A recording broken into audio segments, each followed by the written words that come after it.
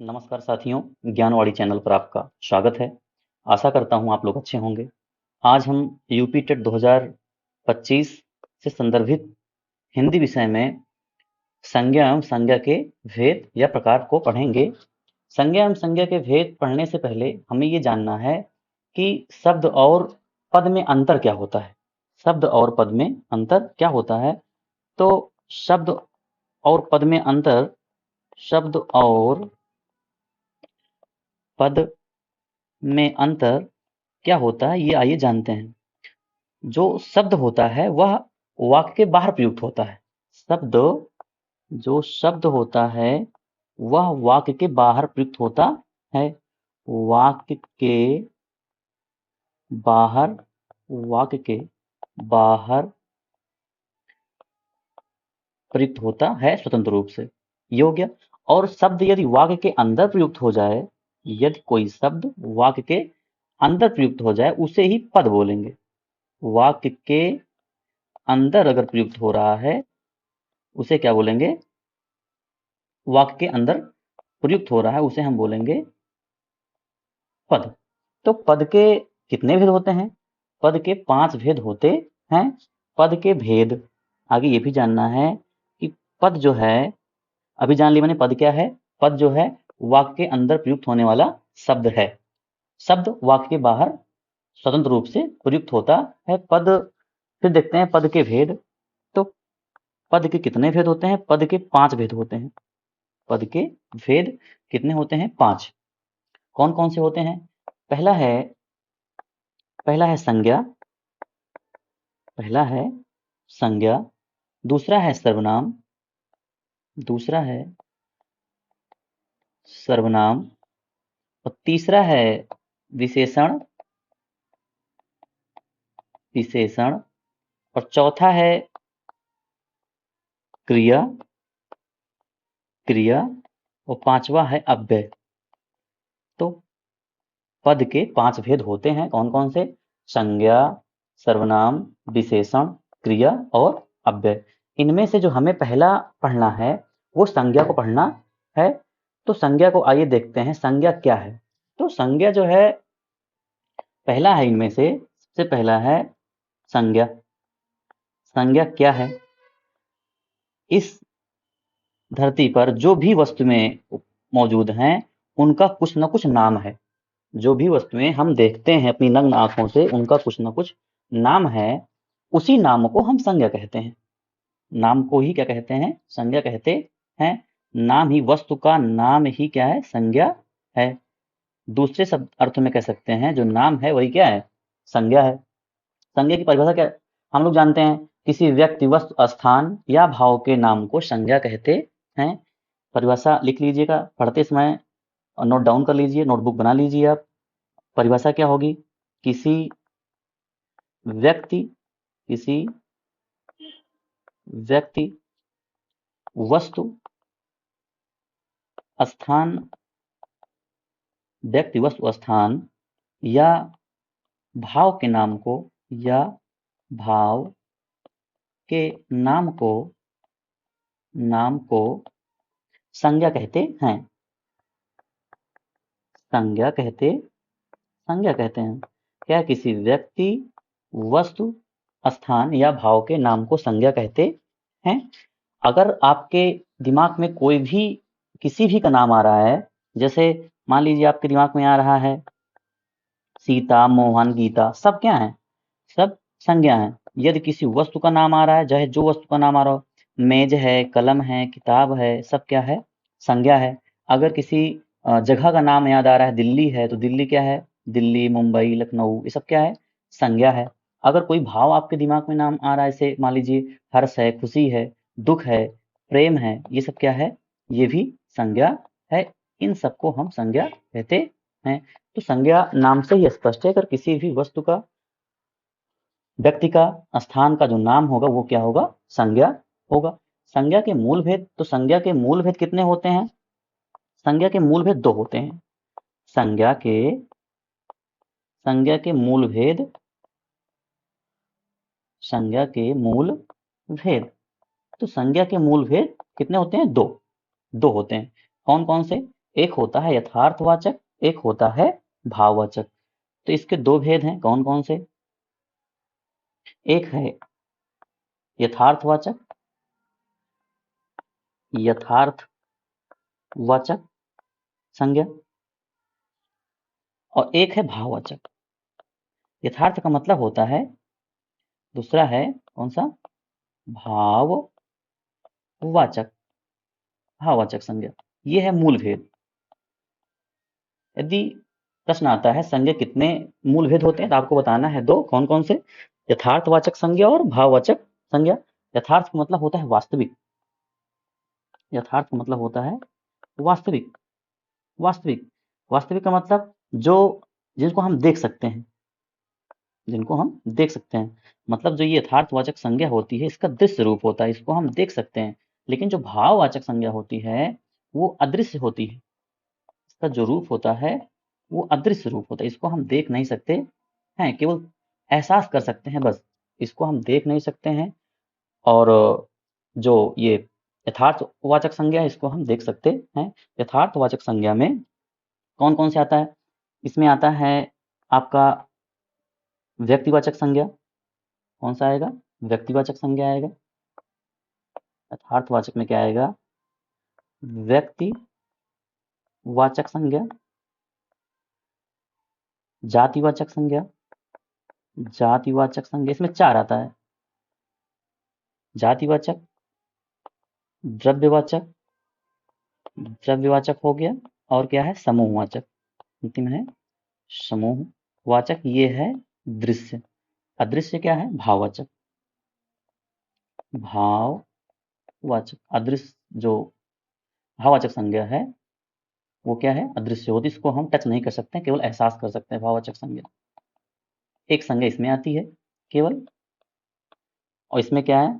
चार आती हैं। आ, ब, स, द, ये चार है। ठीक, ये आपको समझना है कि एक मूल भेद क्या हो गया? यथार्थवाचक संज्ञा, और दूसरा क्या है? भाववाचक। इसमें चार संज्ञा है, व्यक्तिवाचक, जातिवाचक, द्रव्यवाचक और समूहवाचक। इसमें क्या हो जाएगा? अदृश्य में भाववाचक केवल हो जाएगा। तो पहला हमें समझना है, यदि आपसे कोई पूछ रहा है प्राचीन हिंदी के अनुसार कितनी संज्ञाएं हैं, प्राचीन हिंदी के अनुसार, आधुनिक हिंदी के अनुसार, तो प्राचीन हिंदी के अनुसार, प्राचीन हिंदी के अनुसार संज्ञा के भेद के अनुसार, प्राचीन हिंदी के अनुसार कितनी संज्ञाएं हैं? पांच। कौन कौन सी हैं? व्यक्तिवाचक, जातिवाचक, द्रव्यवाचक, समूहवाचक। ये पांचों जो संज्ञाएं हैं वो प्राचीन हिंदी के अनुसार पांच होती हैं। आधुनिक हिंदी के अनुसार यहाँ पे लिख लीजिए, आधुनिक हिंदी के अनुसार, आधुनिक हिंदी के अनुसार संज्ञा के प्रकार कितना लिखना है आपको? तीन। कौन कौन सी? तीन में आपको समझना है कौन कौन सी। पहली हो जाएगी, पहली है व्यक्तिवाचक, पहली है व्यक्तिवाचक, दूसरी है जातिवाचक, जातिवाचक, जातिवाचक, और तीसरी क्या है? भाववाचक, भाववाचक संज्ञा। इसी जो जातिवाचक है, जातिवाचक के दो भेद। कौन कौन से? एक भेद हो गया जातिवाचक के दो भेद। एक हो गया, एक हो गया द्रव्यवाचक, द्रव्यवाचक संज्ञा, और एक हो गया, इसमें संज्ञा लिख लीजिए, संज्ञा, और एक हो गया समूहवाचक, समूहवाचक। तो यदि आपके एग्जाम में आ रहा है, एग्जाम में आ रहा है कि आधुनिक हिंदी के अनुसार कितने भेद हैं, तो आपको लिखना है कितने भेद? तीन भेद। और प्राचीन हिंदी के अनुसार कितना आ रहा है? समूहवाचक। प्राचीन के हिसाब से पांच, आधुनिक हिसाब से तीन। प्राचीन में यही पांच जाएगी, व्यक्तिवाचक, जातिवाचक, भाववाचक, और दो ये है इसी के अंतर्गत आती है, द्रव्यवाचक और समूहवाचक संज्ञाएं। अब हमें जो पढ़ना है, पहला पहला पढ़ना है व्यक्तिवाचक संज्ञा। व्यक्तिवाचक संज्ञा क्या है? तो पहला पढ़ना है इसमें व्यक्तिवाचक संज्ञा। व्यक्तिवाचक संज्ञा। यदि पढ़ाते समय ज्ञानवाणी पर आपको कोई समस्या आ रही है या आपको कुछ समझ में नहीं आ रहा, तो आप जो है कमेंट कर दीजिए, आपकी प्रॉब्लम को सॉल्व किया जाएगा। जो भी क्वेश्चन आपके दिमाग में आ रहे हैं पढ़ाने के बाद, वो भी आप पूछ सकते हैं कमेंट करके, या जो व्हाट्सएप नंबर दिया गया उस पर आप मैसेज कर सकते हैं या ईमेल कर सकते हैं, जिसमें आपको सुविधा है उस पर कर सकते हैं आप। तो व्यक्तिवाचक संज्ञा क्या है? व्यक्तिवाचक संज्ञा जो किसी स्थान जो किसी स्थान जो किसी, पहले व्यक्ति लिख लीजिए, जो किसी व्यक्ति वस्तु स्थान, जो किसी व्यक्ति वस्तु स्थान का बोध कराती है, स्थान का बोध कराती है, स्थान का बोध कराती है। व्यक्तिवाचक संज्ञा वह है जो किसी व्यक्ति वस्तु स्थान का बोध कराती है, उसे हम व्यक्तिवाचक संज्ञा कहते हैं। तो जो व्यक्तिवाचक संज्ञा होती है वो क्या होती है? दृश्य होती है। अगर व्यक्ति, कोई भी व्यक्ति है, उसको जिसको आप जानते हैं उसको आप देख सकते हैं, वस्तु को भी आप देख सकते हैं, किसी जो कोई स्थान है उसको भी आप देख सकते हैं। इसमें आप नोट कर सकते हैं कि जो व्यक्तिवाचक संज्ञा है ये क्या है? दृश्य होती है, इसको हम देख सकते हैं, दृश्य होती है, दृश्य होती है। दूसरा पॉइंट क्या है? दूसरा पॉइंट ये है कि जो व्यक्ति है, वस्तु है, स्थान है, जैसे मान लो मोहन है, मोहन का आप जो है बहुवचन नहीं बना सकते हैं। ये जो व्यक्तिवाचक संज्ञा होती है ये हमेशा एक वचन होती है, सदैव क्या होती है? एक वचन होती है, एक वचन। अगर कोई नाम है तो वो क्या होगा? हमेशा एक वचन। लखनऊ है, अमेरिका है, ये सब क्या है? एक वचन होगा। तीसरा है, इसमें विशेष होती है। क्या होती है? विशेष। विशेष का मतलब ये है यहाँ पे कि इकलौती होती है पूरी दुनिया में। जिस भी व्यक्ति को आप जान रहे हैं, अगर उदाहरण देखा जाए, उदाहरण, जिस भी व्यक्ति को आप जान रहे हैं, मोहन, गीता, सोहन, वो क्या है? पूरी दुनिया में अकेला ही है, वो विशेष है, कि जैसा और कोई नहीं है। यदि आप किसी भी स्थान को जान रहे हैं, किसी भी नदी को जान रहे हैं, तो वो क्या है? इकलौती है। गंगा क्या है? इकलौती नदी है। अगर अगला देखते से मान लो भारत है, भारत देश का नाम है, भारत क्या है? इकलौता है पूरी दुनिया में। इसी प्रकार कोई भी देश है वो क्या हो जाएगा? देश का नाम क्या हो जाएगा? वो व्यक्तिवाचक संज्ञा होगा। ऐसे कोई भी संज्ञाएं हैं, गंगा नदी, यमुना नदी, कोई भी संज्ञा, ये क्या है? विशेष है। और इसका एक ही रूप होता है, कावेरी नदी। ये क्या है? सब व्यक्तिवाचक संज्ञा है आदि। ये है व्यक्तिवाचक संज्ञा। व्यक्तिवाचक संज्ञा क्या हो जाएगी? जो किसी व्यक्ति वस्तु स्थान का बोध कराती है, दृश्य होती है, एक वचन होती है और विशेष होती है, इकलौती होती है, उसे हम क्या कहते हैं? व्यक्तिवाचक संज्ञा कहते हैं। अगला है, दूसरा प्रकार है हमारा जातिवाचक संज्ञा। दूसरा है जातिवाचक संज्ञा। जातिवाचक संज्ञा। अगला कौन सा प्रकार है? जातिवाचक संज्ञा। तो जातिवाचक संज्ञा क्या होती है? वे संज्ञा जो किसी जाति या समुदाय का बोध कराती है। जो संज्ञा जाति या, इसको शार्ट में लिखते हैं, किसी किसी इसका किसी जाति, ब्रैकेट में समूह, समूह किसी जाति का बोध कराती है, का बोध कराती है, वे संज्ञा क्या कहलाती हैं? जातिवाचक कराती हैं, जातिवाचक संज्ञा कहलाती हैं। अब जो जातिवाचक संज्ञा होती है उसको भी आप देख सकते हो, अभी इसके पहले बताया था, उसको भी आप देख सकते हो। इसमें जो नोट है कर सकते हैं आप नोट। पहला क्या है? ये भी दृश्य होती है। क्या होती है? दृश्य होती, देख सकते हैं आप। फिर दूसरा है दृश्य होती है, दृश्य होती है। दूसरा क्या है? इसका जो ये वस्तु है, वस्तु मिल सकती है, इकलौती नहीं होती है। वस्तुएं जो हैं वो विशेष नहीं होती हैं, वस्तु और वस्तु मिल सकती हैं।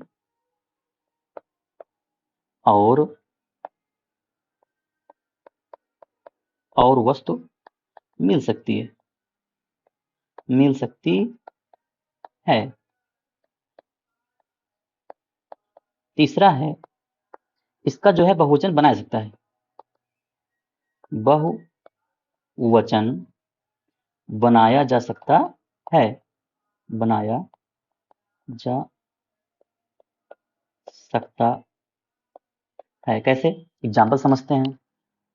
इसका हम बहुवचन बना सकते हैं, दृश्य भी होती है, एक समूह, एक समुदाय का बोध कराती है, समुदाय का बोध कराती है। जैसे अगर आपने लिख दिया लड़का, आपने लड़का, लड़का का मतलब ये है जितने भी लड़के होते हैं उनको हम एक नाम से दिखा दे रहे हैं। किसे दिखा दे रहे हैं? लड़का बोल के। मोहन, सोहन, कोई भी है उसको आप जो है लड़का बोल दीजिए। ये एक समूह को, जाति को दिखा रहा है। जितने भी लड़के होंगे वो क्या होंगे? जातिवाचक संज्ञा होंगे। फिर जैसे है, मान लीजिए नदी, तो नदी क्या है? विश्व में बहुत सारी नदियां हैं, विश्व में बहुत सारी नदियां हैं, भारत में बहुत सारी नदियां हैं। गंगा है, गंगा क्या हो जाएगी? व्यक्तिवाचक। कावेरी है, यमुना है, ये सब नदियां क्या हो जाएंगी? अगर नदी स्पेशल बोला जाएगा, विशेष बोला जाएगा, तो व्यक्तिवाचक। केवल नदी अगर पूरे को एक जाति में रख दिया जाए, पूरे समुदाय में रख दिया जाए, समूह में, तो उसे क्या बोलेंगे? जातिवाचक संज्ञा। जैसे मान लीजिए पहाड़ है, पहाड़ लिखा है, पहाड़, तो पहाड़ क्या है? पहाड़ तो बहुत सारे पहाड़ हैं। अगर कोई एक हिमालय लिख देंगे तो वो क्या हो जाएगा? अगर हिमालय लिख देंगे तो वो हो जाएगा व्यक्तिवाचक, ये होगा व्यक्तिवाचक। इसको समझना है, अगर आप किसी का नाम ले लिए तो वो क्या हो जाएगा? व्यक्तिवाचक। अगर वो पूरे समुदाय को दिखा रहे तो वो क्या हो जाएगा? जातिवाचक।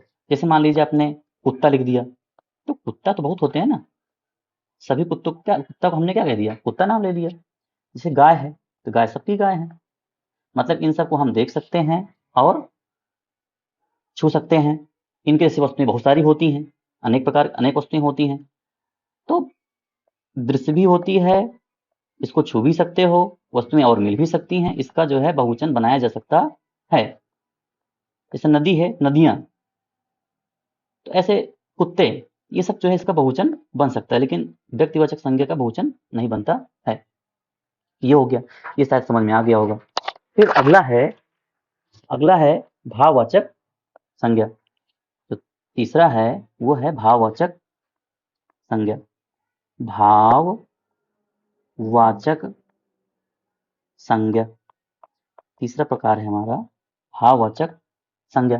तो भाववाचक संज्ञा क्या है?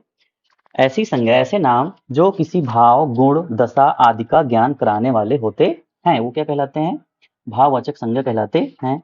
इसकी परिभाषा हो जाएगी, किसी किसी भाव, गुण, दशा आदि का ज्ञान कराने वाले, आदि का ज्ञान कराने वाले शब्द क्या होंगे? भाववाचक संज्ञा होते हैं। शब्द भाववाचक संज्ञा होते हैं, होते होते हैं। मतलब भाव होगा, गुण होगा, दशा आदि का ज्ञान कराने वाले सब भाववाचक संज्ञा होते हैं। इसमें इसमें पॉइंट लिख लीजिए। पॉइंट क्या हो जाएगा? पॉइंट में पहला पॉइंट है, जो भाववाचक संज्ञा है, इसको पहले ही बताया था, ये क्या होती है? अदृश्य होती है। इसको हम देख नहीं सकते, केवल एहसास कर सकते हैं बस। अदृश्य होती है, अदृश्य होती है। दूसरा क्या है? इसका बहु ये जो है हमेशा मतलब एक वचन होती है, इसका बहुवचन अगर होगा तो वो जातिवाचक संज्ञा हो जाएगी। इसको हम स्पर्श भी कर सकते हैं, सॉरी, इसको हम स्पर्श, अगर अदृश्य है तो इसको हम स्पर्श नहीं कर सकते, इसको हम स्पर्श नहीं कर सकते, स्पर्श नहीं कर सकते, स्पर्श नहीं कर सकते। तीसरा क्या है? बहुवचन नहीं होगा, बहुवचन, बहुवचन नहीं होगा, नहीं होगा। यदि होगा, यदि हुआ, तो जातिवाचक संज्ञा होगी, तो जातिवाचक संज्ञा होगी, जातिवाचक संज्ञा होगी, संज्ञा होगी। 3 पॉइंट है इसमें, लिख लीजिएगा। 3 पॉइंट का अदृश्य होगी, स्पर्श नहीं कर सकते हैं, बहुवचन नहीं होगा, यदि हुआ तो वो संज्ञा क्या हो जाएगी, जातिवाचक संज्ञा हो जाएगी। वो संज्ञा क्या हो जाएगी, जातिवाचक संज्ञा हो जाएगी। जैसे उदाहरण के तौर पर देखते हैं, भाव का मतलब है कि आपके जो है जो अंदर से आ रहा है उसको आप ना तो देख सकते हैं ना तो छू सकते हैं। जैसे जैसे बुढ़ापा है मान लीजिए, या बचपना लिखा है, बचपन लिखा है, बुढ़ापा, बुढ़ापा, बुढ़ापा को आप देख नहीं सकते हैं, केवल एहसास कर सकते हैं बस। बुढ़ापा को आप छू नहीं सकते हैं। जैसे बचपन है, तो बचपन केवल एहसास की चीज। जैसे प्रेम है, प्रेम, प्रेम भी एहसास कर सकते हैं आप। घृणा है, घृणा को भी एहसास कर सकते हैं, देख नहीं सकते हैं। जैसे मिठास है, मिठास है, तो मिठास को आप जो है एहसास कर सकते हैं। अगर इसका आप मिठास का बहुवचन बनाएंगे, मिठाइयाँ, तो वो क्या हो जाएगी, मिठाइयाँ जातिवाचक संज्ञा हो जाएगी। जैसे ही आप जो है इसका बहुवचन बनाएंगे वो जातिवाचक संज्ञा हो जाएगी। अगला प्रकार है चौथा, द्रव्यवाचक, द्रव्यवाचक संज्ञा, द्रव्यवाचक संज्ञा, मटेरियल नाउन, द्रव्यवाचक संज्ञा। द्रव्यवाचक संज्ञा क्या है, वह संज्ञा जो द्रव्य का बोध कराती है। वे संज्ञा वे संज्ञा वे संज्ञा जो द्रव्य का बोध कराती हैं, बोध कराती हैं, द्रव्यवाचक संज्ञा कहलाती हैं। द्रव्यवाचक संज्ञा कहलाएंगे वे संज्ञा जो द्रव्य का बोध कराती है। द्रव्य क्या है, जितने भी पदार्थ होते हैं, जो पदार्थ हैं वो सब क्या होंगे, वो द्रव्य ही हैं, मतलब इसे ही बोलते हैं पदार्थवाचक संज्ञा। इसका दूसरा नाम है पदार्थवाचक संज्ञा, पदार्थवाचक संज्ञा। पदार्थ कितने होते हैं, पदार्थ का जो है 5 प्रकार होता है, 5, ठोस, द्रव, गैस, प्लाज्मा, बोस आइंस्टीन, ये 5 प्रकार से। ठोस में जितने भी आएंगे, उदाहरण के तौर पे अगर देखें, क्या, जैसे लोहा है, सोना है, ये सब क्या है, द्रव्य हैं। सब क्या है, द्रव्य हैं। जो बहने वाली चीजें हैं, तेल है, पानी है, ये सब क्या हो जाएगा, द्रव्यवाचक संज्ञा के अंतर्गत ही आएंगी। आदि, लोहा, सोना, चांदी, जितने भी आपको द्रव्य जानते हैं सब क्या है, द्रव्यवाचक संज्ञा है। चाहे वो गैस हो, चाहे ठोस हो, चाहे द्रव हो, ये सब संज्ञा क्या होंगी, पदार्थवाचक संज्ञा या द्रव्यवाचक संज्ञा होंगी। फिर अगला है समूहवाचक संज्ञा, समूहवाचक संज्ञा, समूहवाचक संज्ञा, कलेक्टिव नाउन, समूहवाचक संज्ञा। समूहवाचक संज्ञा क्या है, समूहवाचक संज्ञा वह संज्ञा होती है जिनकी गिनती संभव है, जिनकी गिनती संभव है, जिनकी गिनती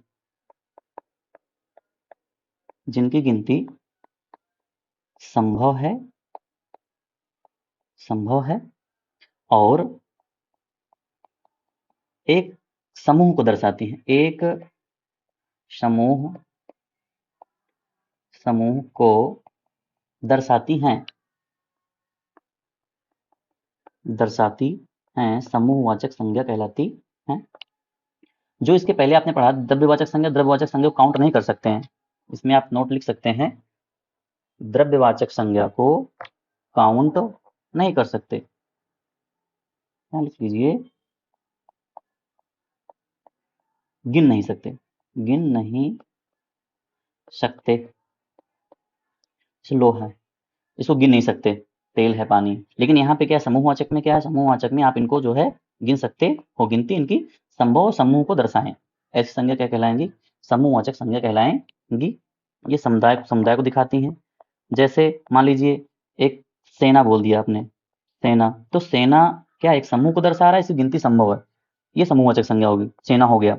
टीम है, सभा है, सभा भी क्या है, सभा में कितने लोग उपस्थित हैं, आप उनको काउंट कर सकते हो, गिनती कर सकते हैं, एक समूह को दर्शा रहा है, तो ये क्या होगा, समूहवाचक संज्ञा होगा। परिवार है, परिवार में कितने मेंबर आप गिन सकते हो, परिवार हो गया। पुलिस हो गया, पुलिस भी क्या है, पुलिस भी आपका पुलिस।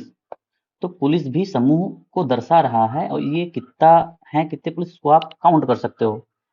ऐसे शब्द जो होते हैं आदि। वर्ग है, वर्ग भी क्या हो जाएगा आपका कलेक्टिव नाउन, ये मतलब समूहवाचक संज्ञा होगा। ये समुदाय को दिखा रहे हैं।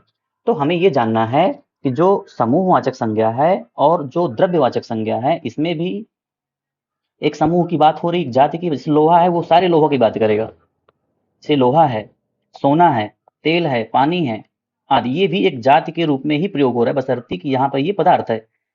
ये हो गया। अगर यहाँ सेना देखा जाए, सेना, टीम, सभा, पुलिस, ये भी एक जाति को दिखा रहा है। सेना एक मतलब जितनी भी सेनाएं हैं उनका एक जाति है, दिखा रहा है। टीम है, सभा है, तो ये क्या होंगे, ये भी समूह को दर्शा रहे हैं। यहाँ पे जो लोहा है ये भी जो है जाति को दिखा रहा है। अतः इसको ये द्रव्यवाचक और समूहवाचक संज्ञा को जातिवाचक संज्ञा में लिखा जाता है।